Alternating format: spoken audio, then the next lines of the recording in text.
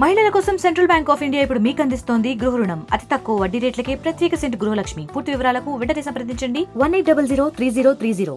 గడిచిన 2 సంవత్సరాల నుంచి కూడా ఏదైతే కానిస్టేబుల్ అభ్యర్థులు అయితే మాత్రం ఉద్యోగాల కోసం నిరీక్షణ అయితే చేస్తున్నటువంటి పరిస్థితి కనిపిస్తుంది. ఈ నేపథ్యంలోనే విజయనగరం జిల్లాకు సంబంధించిన ఈరోజు కలెక్టరేట్ వద్ద అయితే మాత్రం భారీ ర్యాలీకి అయితే చేరుకొని ఈరోజు కలెక్టరేట్ ముట్టడి జరిగిన పరిస్థితి కనిపిస్తుంది. ఏదైతే ఆ యొక్క కానిస్టేబుల్ అభ్యర్థులకి అయితే మాత్రం ఇంతవరకు జరిగినటువంటి ఈవెంట్స్ కానీ ఇంతవరకు కండక్ట్ చేయలేదు.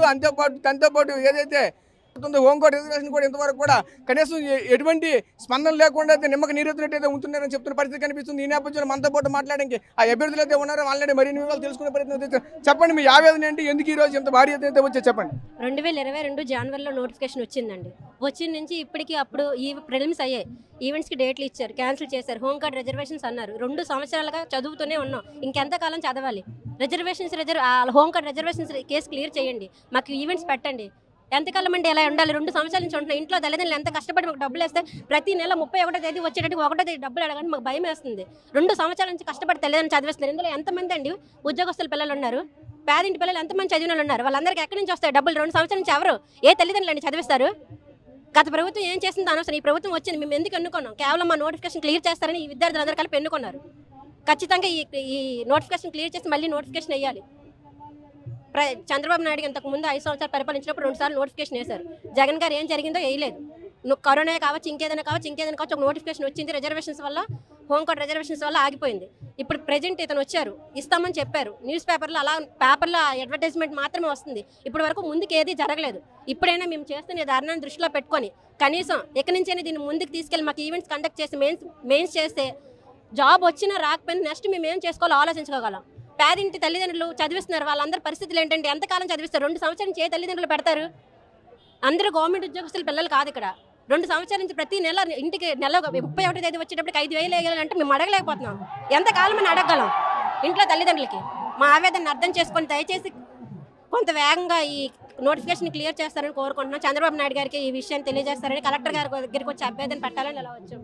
మీరు చెప్పండి, మీ ఆవేదన ఏంటి? ఈ రోజు ఎంత భారీ ఎత్తున అయితే మాత్రం వచ్చారు ఏంటి మీ ఆవేదన చెప్పండి. ఇది సుప్రీంకోర్టులో కోర్టు కేసు పెండింగ్ అని కాలయాపన చేస్తానండి. గత ప్రభుత్వం అదే జరిగింది, ఇప్పుడు ప్రభుత్వం అదే. లోకేష్ గారు ఎలక్షన్ ముందు జూమ్ మీటింగ్లు పెట్టి 4 రోజుల్లో మీ ఈవెంట్స్ నిర్వహించే బాధ్యత అని చెప్పి నిన్న తిరుపతిలో అడిగితే లోకేష్ మా కోర్టులో ఉంది, మాకు అదే సంబంధం లేదన్నారు. తక్షణమే ఈ కోర్టుని జత్వానీ కేసు కోసం ఇన్ని రోజులు కాలయాపన చేస్తాను. మా కేసు సిబిఐని తలుసుకుంటే గంటలో అవుతుంది. అతనికి ఈ కేసు వెంట్రుకతో సమానం. ఈ కేసును త్వరగా పరిష్కరించి మా ఈవెంట్స్ నిర్వహించి హోంగార్డుల రిజర్వేషన్ తగ్గించాలని మా అభ్యర్థులందరం కోరుకుంటున్నాం. చెప్పండి, మీ ఆవేదన ఏంటి? ప్రభుత్వం నుంచి మీకు కావాల్సింది ఏంటి? మేము రోడ్డు మీద ఎక్కడానికి ప్రధాన కారణం ఇది మన ప్రభుత్వం, ప్రజా ప్రభుత్వం, ప్రజల వద్దకే పాలన అన్నారు. పెద్ద కొడుకు, చిన్న కొడుకు, మధ్య కొడుకు అని చెప్పారు. సిబిఎన్ గారు ఏమో మీ పెద్ద అన్న అన్నారు, పవన్ కళ్యాణ్ గారు ఏమో మీ మధ్య అన్న అన్నారు, నారా లోకేష్ గారు చిన్న అన్న అన్నారు. మీకు ఏ కష్టం వచ్చినా తమ్ముళ్ళు మీరు నాకు ఫోన్ చేయండి, పరిష్కరించుకోండి అని చెప్పారు. ఈ రోజుకి ప్రభుత్వం ఏర్పడి 100 రోజులు అవుతుంది. మా ఈవెంట్స్ అనేది దానికి ఒక తల ఒక తోక లేకుండా రోడ్ల మీద ఇలాగ మా పరిస్థితి మీరే చూస్తున్నారు. దాదాపు 5 కిలోమీటర్ల మండు ఎండలో మేము శాంతియుత ర్యాలీ చేసుకొని వచ్చాం. అయినా మాకు ఒక ప్రెస్ నోట్ రిలీజ్ చేయట్లేదు. ఎప్పుడు ఈవెంట్స్ పెడతాం? ప్రతి ఒక్క ఈ 90,000 మంది అభ్యర్థులు కూడా ప్రతి ఒక్కరికి తల ఒక 5 లక్షల అప్పు ఉంది. ఈ 5 సంవత్సరాల్లో ప్రతి ఒక్కరు ఒక 5 లక్షలు అప్పు చేసుకొని ప్రతి సంవత్సరం లక్షల అప్పు చేసుకుని 5 సంవత్సరాల నుంచి అందరూ 2 సంవత్సరాలు అనుకుంటున్నారు. 2019తో ఎండ్ అయిపోయింది. 2019తో కొత్త గవర్నమెంట్ ఏర్పడిన తర్వాత 2022లో నోటిఫికేషన్ వచ్చింది. మళ్ళీ అది కాస్త 2024 వరకు ఇప్పటికీ జరగలేదు. మీ మధ్యకాలం 5 సంవత్సరాలు. ఈ 5 సంవత్సరాల నుంచి మేము అలాగే రూములు రెంట్లు కట్టుకొని స్టడీ హాల్ ఫీజులు పే చేసుకొని మోకాలు ఎరిగిపోయినట్టుగా రన్నింగ్లు చేసుకొని మా ఇంటికాడ కష్టాలేమో మా తండ్రి ఏమో వ్యవసాయం చేయకపోతే అవ్వదు, మా తల్లి ఏమో రోజువారీ కూలి పని చేయకపోతే అవ్వదు. ఇవన్నీ తట్టుకొని మేము అన్నీ నిలబడుతున్నా ప్రభుత్వం స్పందించకపోవడం కారణం ఏంటి? ఎక్కడో ముంబై నటి జత్వానీ అంటున్నారు, లేదా తిరుపతి లడ్డు అంటున్నారు, లేదేదో 100 కేసులు అని చెప్తున్నారు. కానీ మా 90,000 మంది మా ప్రాణాలు కాదా? మీ మనుషులం కాదా? మా ఆవేదన వాళ్ళకి అర్థం అవ్వదా? ఎందుకు మా పరిష్కారం? మేము కొత్త నోటిఫికేషన్ ఇమ్మని అడగట్లేదు, మాకున్న నోటిఫికేషన్ మేము చేయమని అడుగుతున్నాం. మా ఈవెంట్స్ మాకు కండక్ట్ చేయండి. హోమ్ గార్డ్స్ రిజర్వేషన్ క్యాన్సిల్ చేసి పాత రిజర్వేషన్ వాళ్ళకి పునరుద్ధరించి మా ఈవెంట్స్కి ఒక్క 10 రోజుల్లో మాకు డేట్లు ప్రకటించాలని మేము మనస్ఫూర్తిగా మీ మీడియా సాక్షి కోరుకుంటున్నాం. మీడియా ఛానల్స్ అందరికీ మీరు కూడా మా మనస్ఫూర్తిగా కోరుకుంటుంది ఏమంటే మీరు కూడా మా అందరి బాధని ఆవేదన అర్థం చేసుకుని అన్ని ఛానల్లో ప్రచారం చేయాల్సిందిగా కోరుకుంటున్నాం. మీరు చెప్పండి, అసలు మీ ఆవేదన ఏంటి? చూసుకుంటే గత 6 సంవత్సరాలుగా అయితే ఎటువంటి నోటిఫికేషన్ రాలేదని అభ్యర్థులు చెప్తున్నారు. ఏంటి మీ ఆవేదన? మా సమస్య మరేం కాదు, గత 5 సంవత్సరాలు గత ప్రభుత్వం 2019 నుంచి 2024 వరకు హోంశాఖలో ఒక్క ఖాళీని కూడా భర్తీ చేయలేదు. హోంశాఖలో ఉన్న ఖాళీలన్నీ అలాగే ఉన్నాయి. జగన్మోహన్ రెడ్డి సీఎం అయిన వెంటనే ప్రతి సంవత్సరం 6,100 నోటిఫికేషన్ ఇస్తానని హామీ ఇచ్చి ఆ హామీని నెరవేర్చక ఎలాంటి ఇబ్బంది పడ్డాడో 2024 ఎలక్షన్లో స్టూడెంట్స్ ఫేవరెంటో చూపించాం మేము. ఇప్పుడు చంద్రబాబు నాయుడు గారికి కూడా ఇది మా మొదటి విన్నపంగా చెప్తున్నాం, హెచ్చరిక కాదు. మేము ఇది మొదటిగా ఫస్ట్ మీ 100 రోజు పరిపాలన మీరు సక్సెస్ అని చెప్పుకుంటున్నారు. మీ 100 రోజు పరిపాలన ఏ విధంగా సక్సెస్ చెప్పండి. మా స్టూడెంట్ల ఆవేదన మీకు అర్థం కానప్పుడు మీ 100 రోజుల పరిపాలన ఎలా సక్సెస్ అయింది? మీరు సక్సెస్ అవ్వాలంటే మీరు ఇచ్చిన హామీలు ముందు అమలు చేయాలి. 95,000 మంది విద్యార్థులు రోడ్డుని పడి వాళ్ళు రోజు ఉదయాన్నే లెగిచి పరిగెట్టి వారి సొంత డబ్బులు ఖర్చు పెట్టుకొని తిండి తినక బతుకుతూ ఉంటే వారి యొక్క కష్టాన్ని పట్టించుకోకుండా వారి యొక్క ఆవేదనని అర్థం చేసుకోకుండా మీరు ప్రతిపక్షం తప్పు చేసిందని పాలపక్షం తప్పు చేసిందని ప్రతిపక్షం మీరు రాజకీయాలు చేసుకొని స్టూడెంట్ల యొక్క బాధను అర్థం చేసుకోకుండా మా యొక్క ఆవేదనను పక్కకు తోసి మా జీవితాలతో ఆటలాడుకుంటున్నారు. జగన్మోహన్ రెడ్డికి మేము ఎలా బుద్ధి చెప్పామో మీరు చూశారు. మీకు అదే కావాలి అనుకుంటే ఈ నోటిఫికేషన్ క్లియర్ చేయకుండా కాలయాపన చేయండి. లేదు మేము మళ్ళీ ప్రభుత్వంలోకి రావాలి అనుకుంటే చంద్రబాబు నాయుడు గారు, పవన్ కళ్యాణ్ గారు మా యొక్క బాధని వెంటనే మీరు పరిగణలోకి తీసుకొని వితిన్ 10 daysలో మాకు ఒక డేట్ కావాలి. ఈ డేట్లో ఈవెంట్స్ కండక్ట్ చేస్తాం, ఈ డేట్లో ఎగ్జామ్ కండక్ట్ చేస్తాం. ఒక క్లారిటీ ఇవ్వండి. 6 నెలలు అవుతుందా, సంవత్సరం అవుతుందా, 2 సంవత్సరాలు అవుతుందా? చెయ్యకపోతే చెయ్యం అని ఒక క్లారిటీ కావాలి. మాకు 10 daysలో క్లారిటీ రాకపోతే మళ్ళీ ఇంతకు మించి మళ్ళీ ఇక్కడ కలెక్టర్ బంగ్లాని, ఎస్పీ ఆఫీస్ని ముట్టడించడం జరుగుతుంది. ఇది ఒక విజయనగరంలో జరిగింది, జిల్లాలో మాత్రమే ఈరోజు ధర్నా జరిగింది.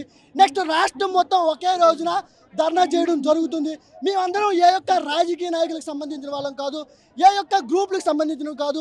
మేమందరం కూడా విద్యార్థులం. మా యొక్క ఆవేదనను అర్థం చేసుకొని వెంటనే మా ఆవేదన పరిగణలోకి తీసుకొని మాకు ఒక్కొక్కరికి ఇక్కడ వయసులు ఎంత ఉంటాయని మీరు అనుకుంటున్నారు? 30 దాటేసాయండి. 30 దాటేసాయి. 5 సంవత్సరాల క్రితం మేము నోటిఫికేషన్ వచ్చిందని విజయనగరం వస్తే ఇప్పుడు మా వయసు 25 సంవత్సరాలు అప్పుడు వస్తే ఇప్పుడు మా వయసులో 30 సంవత్సరాల్లో ఒక పెళ్లి లేదు, జీవితంలో సక్సెస్ లేదు. మా ఇంటిగా మా పేరెంట్స్ని చూసుకోవాల్సిన బాధ్యత ఉన్న టైంలో మేము వచ్చి విజయనగరంలో కాలయాపన చేస్తాం. ఎందుకోసం చేస్తున్నామండి? మాకు ఏదో ఒక ఉద్యోగం వస్తుంది, గవర్నమెంట్ మాకు న్యాయం చేస్తుందనే ఒక ఆశతో వచ్చాం.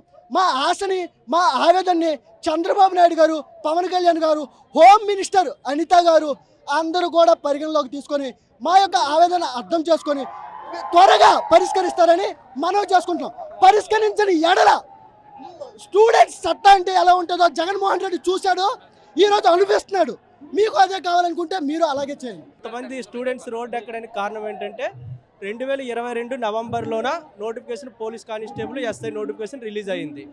ఆ రోజు రిలీజ్ అయింది. 2023 జనవరిలోని ప్రిలిమ్స్ పాస్ అయ్యి 95,000 మంది పాస్ అయ్యి ఉన్నారు.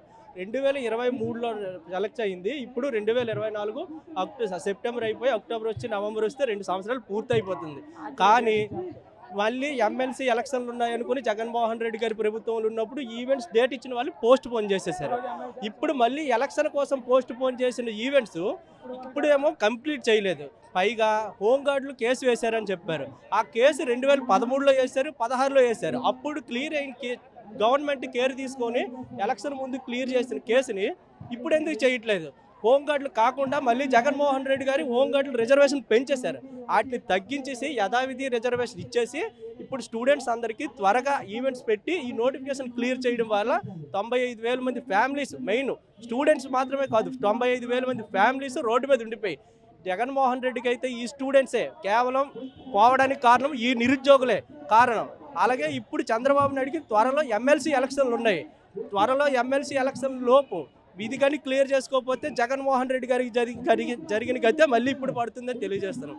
ఇప్పుడు శాంతియుతంగా తెలియజేస్తున్నాం. కానీ నెక్స్ట్ మాత్రం స్టేట్ మొత్తం విజయవాడ వెళ్ళి అక్కడ కేర్ తీసుకొని అక్కడ ధర్నా చేసి ఇంకా ఏదైనా సరే కూడా మా ఈవెంట్స్ని త్వరగా పెట్టేటట్లు మేము చూసుకుంటాం.